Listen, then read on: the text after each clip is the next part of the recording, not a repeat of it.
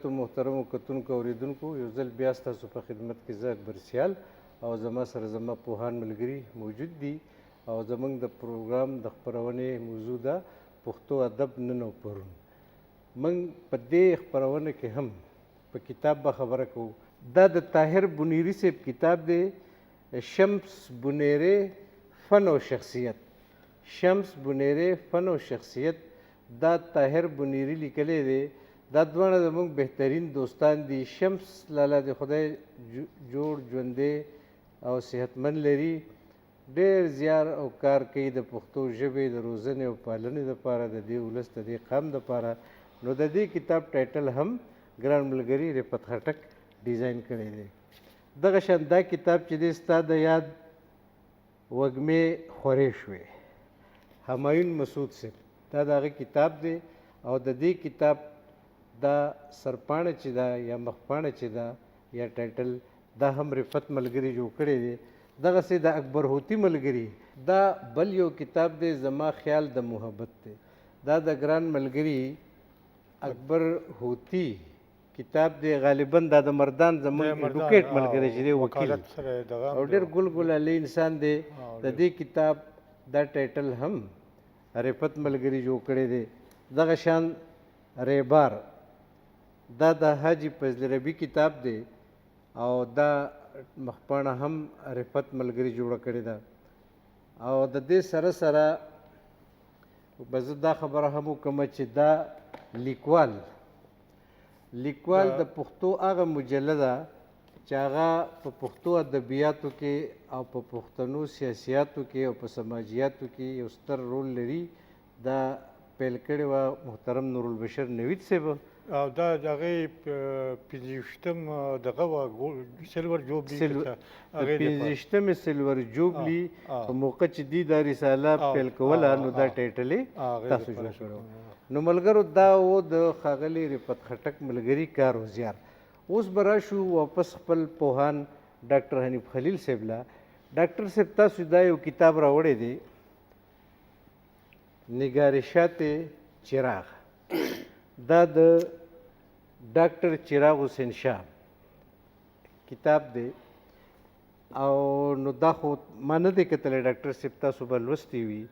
په دې کتاب به راته ډاکټر صاحب څه تبصره کوئ؟ ډېره مننه سیال صاحب. د یو مصور او د یو شاعر ترمنځ زه ګیر شوی یم چې نه مصور یم او نه شاعر یم. خو ډاکټر صاحب ته هر په نیمولی ګورې ښه په تا کې هره ګوته شته.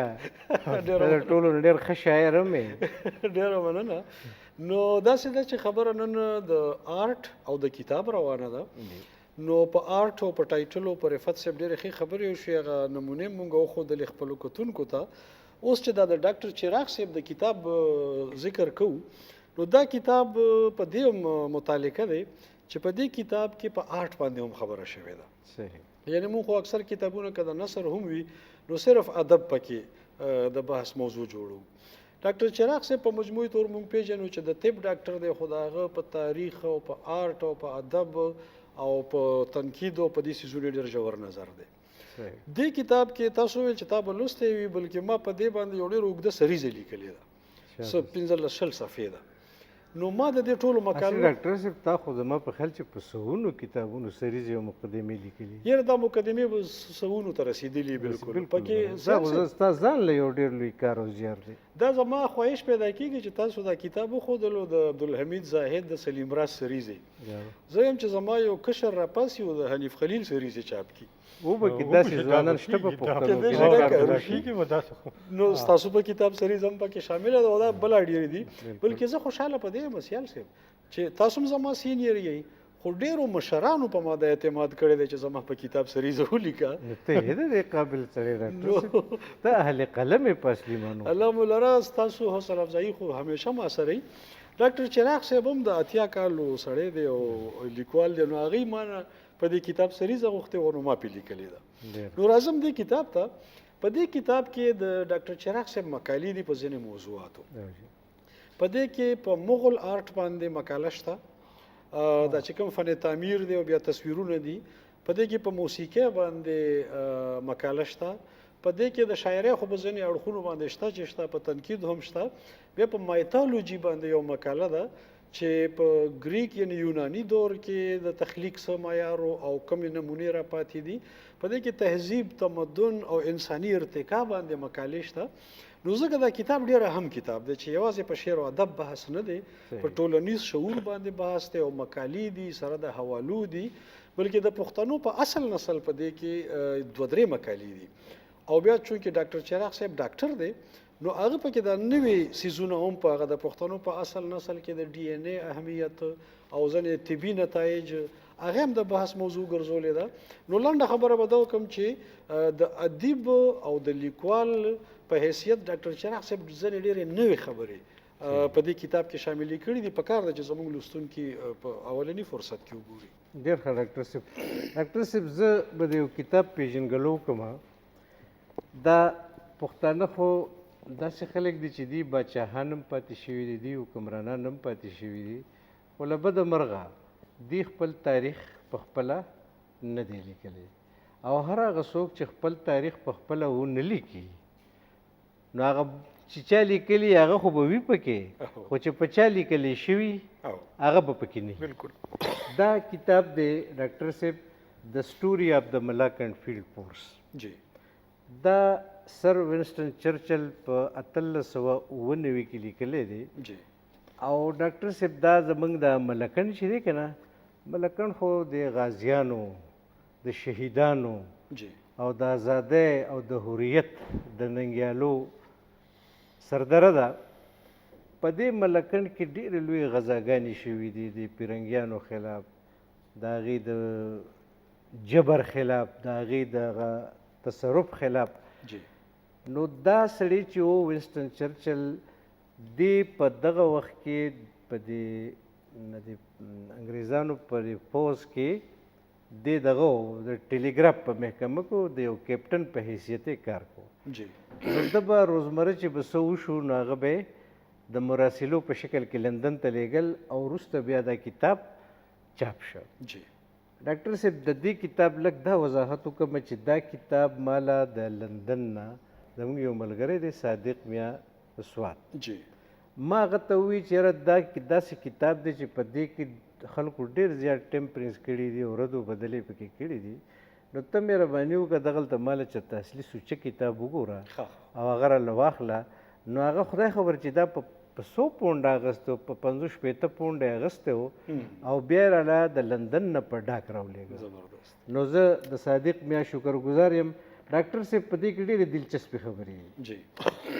خو په دې کې دا د ملکنډ جنګ چې و د دې هیرو، د دې مشر دا د جندل عمرا خان و.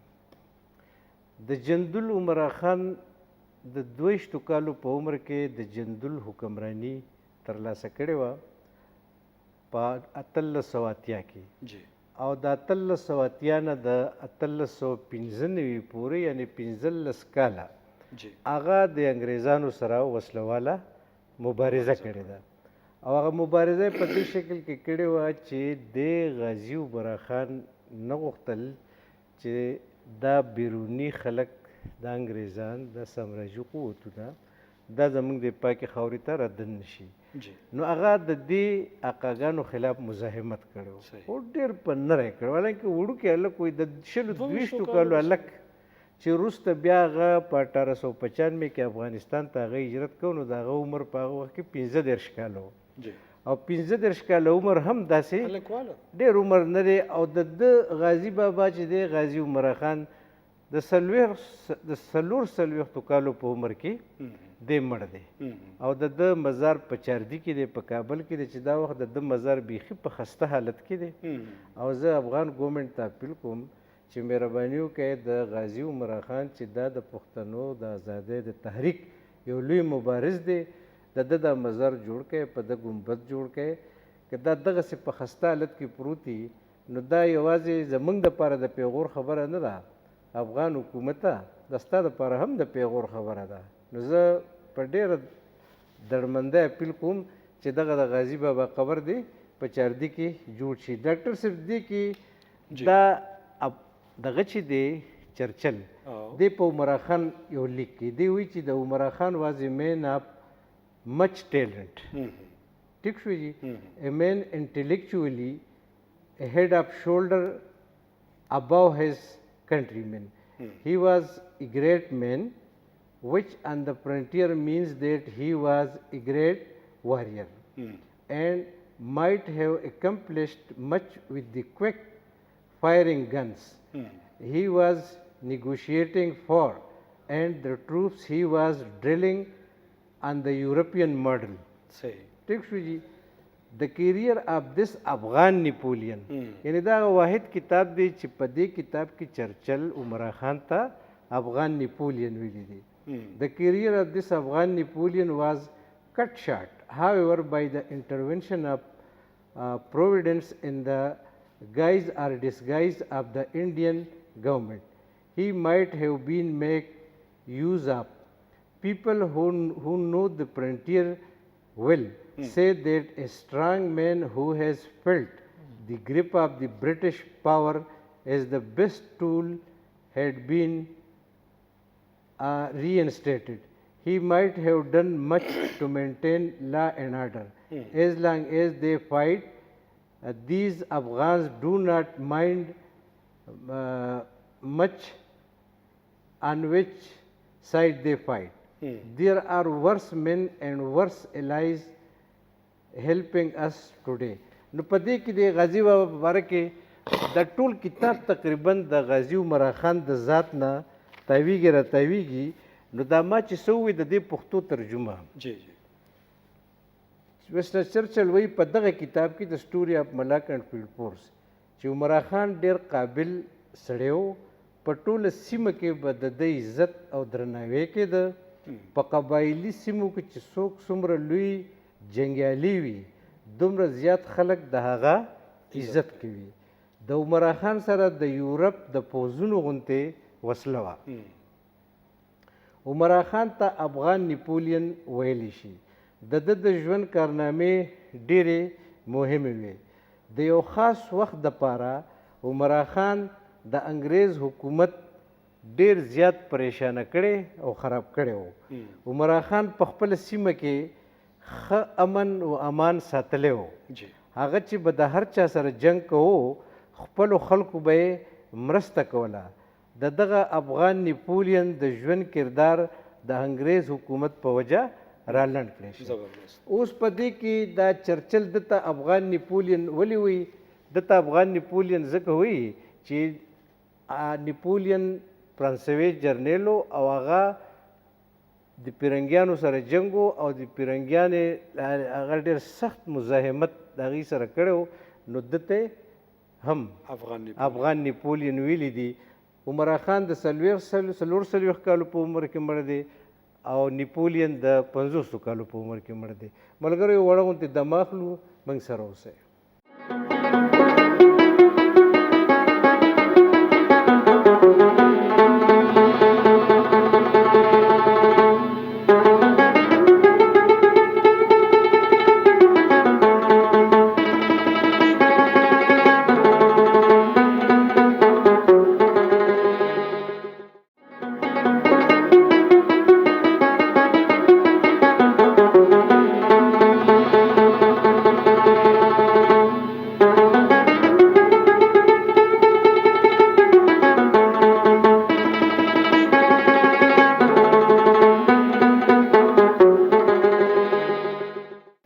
ډېر زیاتو محترمو کتونکو اورېدونکو یو ځل بیا ستاسو په خدمت کې حاضر په کتابونو زموږ خبره روانه ده خو لږه غوندې یو جمالیاتي اړخ ته دا خبره بوځو رفت ملګری د یو ښه مصور سره یو ښه شاعر هم دی ملګري خپل شعرونه دی خپل ولس ته وړاندې کړ چې ته په شعر کې د ژوند تصور لري شاعري به ما کوله یو پیره زموږ په کلي کې یو مشاعره وه د چا په تعزیتي ریفرنس په هغې کې ما یو کلام ویلو نو په هغې صدارت کوم دی نو اجمل خټک بابا کو زبردست هغې کې بیا هغه چې مشاعره ختمه دا کول بل به خبرې کولې زما هغه نظم کو قیمت هغه یو 2-3 منټه خبرې وکړي نو ما ملګرو ته وی چې مې شاعر دی مخ دا بابا او ما شاعر کی صحیح ډېر ښه ملګری غزل راته ووایه. ارشاد دا هوښیار خلک او دا د بمونو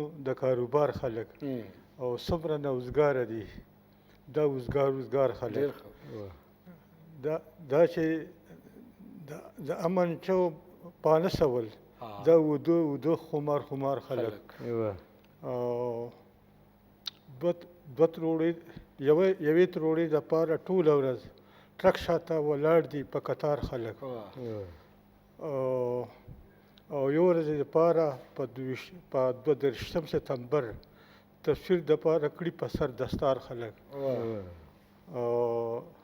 او سطح درک شوي دا څه پسې لټون کوي دا اشعار پښتو تخلیقکار خلک او کولال خفه شوی دی منګي نه جوړوي نو چاته به څوک وکړي په ګودر انتظار خلک او ګرځي په دیوال راکاږي کرښې رفت پاتې څه چل شوی او دا بل شعر څه ګډ وډ ونته دی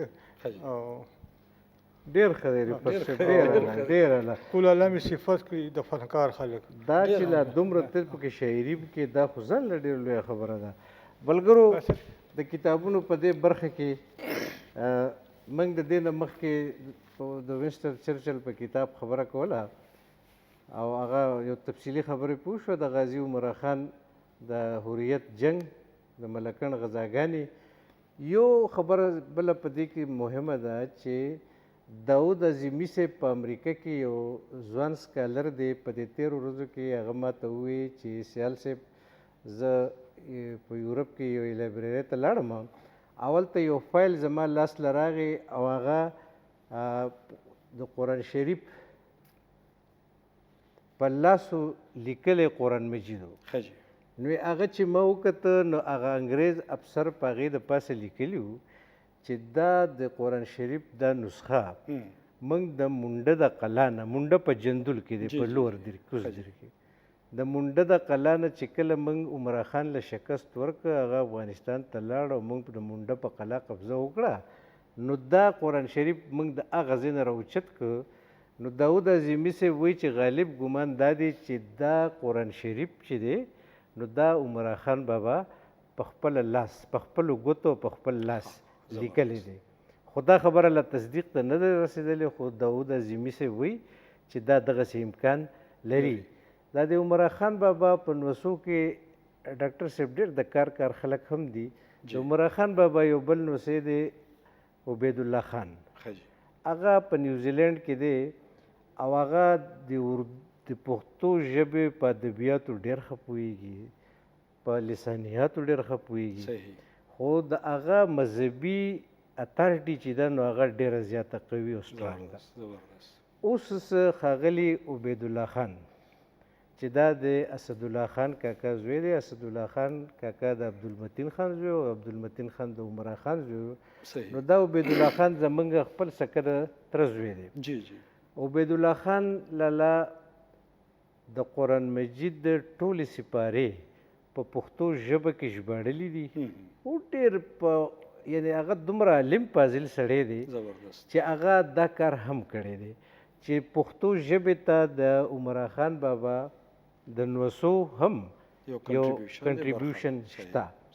نو دغه خبره به بل وخت بیا په مخ په وړاندې بوځو خو ډاکټر صاحب دا کتاب چې تا راوړی دی د پښتنو برخه د برصغیر پاک و هند په ازادۍ کې د پښتنو برخه دا ډېر مهم کتاب دی او دا د انجمن اصلاح الافاغنه یو ډېر مهم غړي او یو ډېر سرګرم غړي جناب عبدالاکبر خان اکبر لیکلی دی او دا کتاب هم زمونږ د ماضي زمونږ د تحریکونو زمونږ د ازادۍ او د حریت د سرګرمو یوه ستره مجموعه ده او په دې کې بلا موضوعات دي او چونکې ډاکټر صاحب ته به زه ما خپلې خبرې په یو کتاب مکمل کړې نو زه به ډاکټر صاحب ته خواست وکړم چې ډاکټر صاحب دا د برصغیر پاک و هند په ازادۍ کې د پښتنو برخه جی په دې تاسو خبره وکړئ. سیال صاحب ډېره مننه. داسې ده چې زموږ ځینې پښتنو مشرانو او چې په دغه تحریکونو کې په خپله شامل وو داسې لیډرانو ځینې خپل یاداشتونه او خپل کردار په خپله قلم بند کړی چې ټول نه هم سړی پکې باچا خان دی زما ژوند او جدوجهد هغوی لیکلی دی هغه هم اصل کې د بر صغیر په ازادۍ کې د پښتنو برخه ده او په خپله د باچا خان برخه ده. دغه شان عبدالصمد خان چکزي لیکلی دی زما ژوند او ژوندون. نو دا عبدالاکبر خان اکبر هم دغسې یو څیز لیکلی دی چې د بر صغیر په ازادۍ کې د پښتنو برخه کې د عبدالاکبر خان څه کردار دی. نو لکه تاسو چې اشاره وکړه د انجمن اصلاح الافاق نه او بیا د خدای خدمتګار تحریک سره د باچا خان سره څنګ په څنګ د عبدالاکبر خان یو ډېر اهم کردار پاتې شوی دی. مونږ خو عبدالاکبر خان اکبر د یو ادیب په حیثیت پیژنو. نو ادیب خو دی چې دی ادب ته خو ډېر بخښنې دي. پښتو ته ړومبی باقاعده معلومه ډرامه درې یتیمان عبدالاکبر خان ورکړې ده. کتابونه د شاعرۍ هم چاپ دي ادبي پنګه او نور ډېر کارونه دي. خو دغه تحریک سره په تړون کې د دې یو ډېر بنیادي کردار دی. اگر چې په یو سټیج کې د باچا خان سره د عبدالاکبر خان اکبر اختلاف راغلی او میا احمد شاه او ځینې خلک دوی ځان سره ملګري کړ او د خدایي خدمتګار تحریک نه رابیل شو. خو بیا باچا خان دوی ته خطونه لیکلي دوی هغې ته لیکلي او بیا دوی را یوځای شو. ظاهره دا د عمرزو نو یو بل سره ډېر نږدې وو. بیا دی په دې کتاب کې دا ټول کیسه هم لیکلې ده. باچا خان سره خفګان هم لیکلی دی بیا روغ هم لیکلی ده او بیا د انګریز په موجودګۍ کې چې پښتنو کوم سختې لیدلې دي. دا د 23 اپریل د کیسه خانې واقعه تاریخ داسې یو برخه ده چې انګریز هم د شرمه مخ پټوي او دغه شان چې انګریز دلته څومره ظلمونه کړي دي هغه ټول هم په دې کې راغلي دي. او دا په دې کې عبدالاکبر خان ثابتولو کوشش کړی دی او ټیکې کړی چې انګریز چا کمزوری کړی دی هغه پښتانه دي او د پښتنو سیمه ده. یعنی ازادي خو په 1940 کې دوه ملکونو ته په لاس یا په برخه ورغله خو په دې کې چې د پښتنو کومه برخه ده هغه په تاریخ کې ډېره کمه راغلې ده. عبدالاکبر خان دا ښه کار کړی دی چې د بر صغیر په ازادۍ کې د پښتنو برخه لیکلې ده. خو دې سره زما یو تجویز دی چې که دا کتاب په اردو انګریزي او ځینې نورو ژبو کې هم ترجمه شي لکه علبخش یوسفي یو کتاب لیکلی دی فرنټیر ټریجډي په انګریزي کې لیکلی دی. نو د هغې په ذریعه خو په پښتنو د انګریزانو ظلم و ستم رامخته شوی دی. خو هغه سیاسي جدوجهد چې کوم د انجمن او د خدایي خدمتګار د سوري لاندې شوی دی نو هغه یا د باچا خان کتاب کې دی یا د عبدالاکبر خان اکبر دی کتاب کې دی. ډېر اهم کتاب دی که په انګریزي کې ترجمه شي نو ډېر خوند به وکړي. ډېر ښه ډاکټر صاحب داسې دا دوستانو ملګرو کتونکو اورېدونکو چې موږ د ټول پروګرام نن په کتاب نه بلکې په کتابونو باندې وکړو. خپل بچي دې ته وهڅوئ ولمسوئ چې هغې کتاب وګوري کتاب ولولي او کتاب نه د ژوند هغه خبرې راوباسي. بدمرغي دا ده چې موږ خلک په 3 لکه روپۍ کلاشنکوف واخیستی شو خو په 300 روپۍ کتاب نه اخلو چې دا یو بیخي غیر فطري ناروا او نازیبا رویه ده. موږ خلک په لکونو روپۍ په ولیمو او په ډوډۍ خو خرچ کولی شو خو موږ کتاب نه اخلو. دا کتاب به اخیستل وي. مسله دا ده چې که تاسو داسې خلک داسې حکمران داسې لیډر داسې مشر چې هغه په سیمه کې او په علاقه کې او په خپل کلي وطن ضلع صوبه وطن کې دې کتابتون او لایبرري نه جوړوي او دې ته ځي نه نو دې سړي له د ګډو بیزو اختیار هم مه ورکوئ. امکان دی چې د ګډو بیزو هغه ترتیب هم بې ترتیبه کړي. د دې څو خبرو سره د نن خپرونه پای ته رسي. ستاسو د اورېدو او د لیدو یو جهان مننه. خپل خیال ساتئ. د خدای په امان. ژوند مو په خیر.